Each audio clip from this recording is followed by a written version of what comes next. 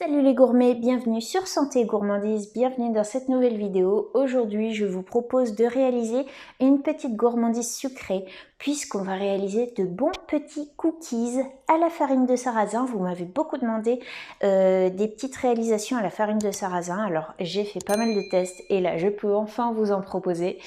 Ces petits cookies, donc ils sont à la farine de sarrasin 100% et à la poudre de noisette. L'association de saveurs sarrasin-noisette, c'est vraiment un régal pour les papilles.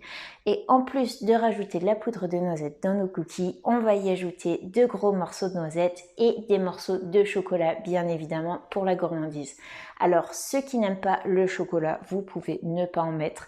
C'est facultatif, mais ça rajoute de la gourmandise. Et pour ceux qui veulent un sucrant supplémentaire et de manière naturelle, eh bien on aura une saveur qui sera naturellement plus sucrée grâce aux pépites de chocolat, tout simplement. Donc je ne vous en dis pas plus sur cette recette à part qu'elle va vous régaler à coup sûr et je vous propose de nous retrouver tout de suite en cuisine pour la réaliser ensemble. C'est parti!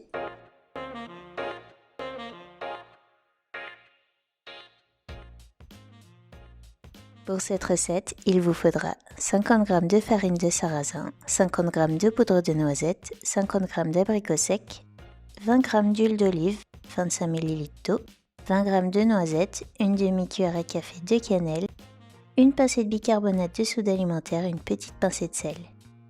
Dans un robot à la main S, commencez par verser la farine et la poudre de noisette. Émincez ensuite les abricots secs et ajoutez-les au mélange.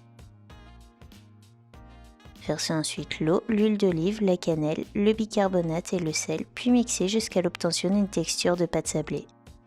Concassez ensuite grossièrement les noisettes et le chocolat, puis ajoutez-les au mélange.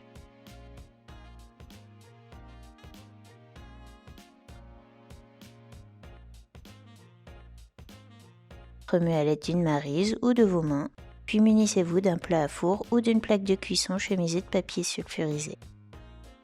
Formez une boule avec la pâte en ajoutant une cuillère à café d'eau si besoin et divisez-la en 6 à 7 parts. Formez ensuite les cookies au creux de vos mains, ne les aplatissez pas trop pour garder un cœur bien moelleux. Enfournez pour 12 minutes à 180 degrés Celsius, puis laissez refroidir sur une grille avant de déguster. L'extérieur sera bien croquant et le cœur moelleux et bien gourmand. Un régal pour les papilles.